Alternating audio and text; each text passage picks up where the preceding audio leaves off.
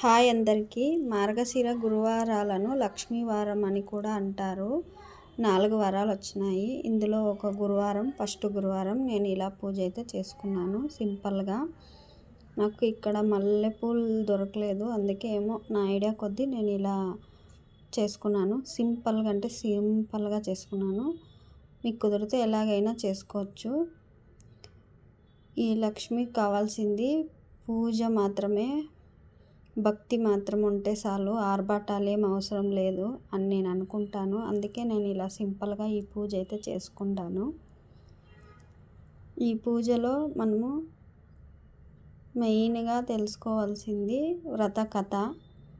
ఆ కథని ఇప్పుడు నేను నాకు తెలిసిన విధంగా కొంచెం చెప్తాను. ఒక నలుగురికి చెప్పాలంట. ఈ వీడియో ద్వారా ఒక నలుగురు చూస్తారని అనుకుంటూ నేను ఈ కథ మొదలు పెడతాను.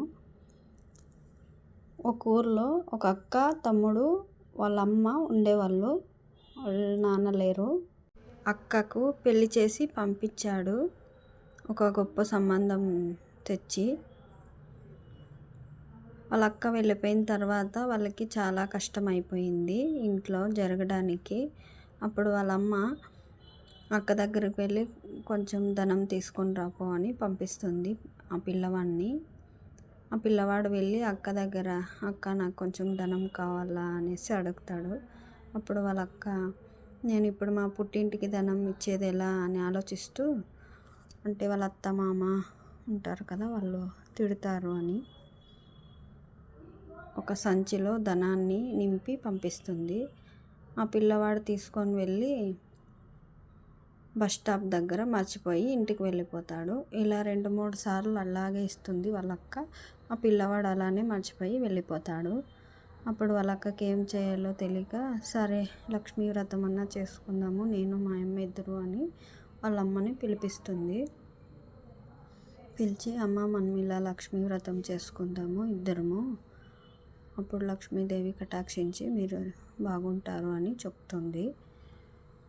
సరే అని వాళ్ళ ఇంటికి వచ్చి ఒకరోజు ఫస్ట్ లక్ష్మీ వారము వాళ్ళమ్మ తలకి నూనె రాసుకుంటుంది. 2వ వారము ఉపవాసం లేకోకుండా తినేస్తుంది. అలా 2-3 వారాలు చేస్తుంది. 5వ వారము ఆ అమ్మాయి ఇలా అయిపోయింది ఏంటి అనేసి లక్ష్మి దగ్గరికి వెళ్ళి ఏడుస్తూ, అమ్మ మా పుట్టినీళ్ళు చాలా కష్టంలో ఉంది, దయచేసి వ్రతం చేసుకునే అదృష్టాన్ని కల్పించమ్మా నాకి మా అమ్మకి అని ఏడ్చుకుంటూ ఆ లక్ష్మీదేవి దగ్గర బాధపడుతుంది. అప్పుడు లక్ష్మీదేవి సరే అనేసి అనుగ్రహిస్తుంది ఈ వ్రతం చేసుకునే కట్ల. అప్పుడు ఆ అమ్మాయి వాళ్ళ అమ్మ ఇద్దరు లక్ష్మీదేవికి వ్రతం చేసుకుంటారు ఇద్దరు. అప్పుడు వాళ్ళు సిరి సంపదలతో ఆనందంగా సంతోషంగా ఉంటారు. ఇది లక్ష్మీ వ్రతం కథ. తెలిసినట్లు నేను చెప్తున్నాను. ఈ కథ ఇంకా లాంగ్ స్టోరీ ఉంది, కానీ నేను షార్ట్ చేసి చెప్పాను అనమాట, అంటే లెంత్ ఎక్కువ అయిపోతుంది అనేసి. ఈ లక్ష్మీ కథ విన్నా, ఈ పూజ చేసుకున్న మీ ఇంట సిరుల వర్షం కురుస్తుంది. ఎంతటి దరిద్రం ఉన్నా ఈ లక్ష్మీ కటాక్షం కలుగుతుంది.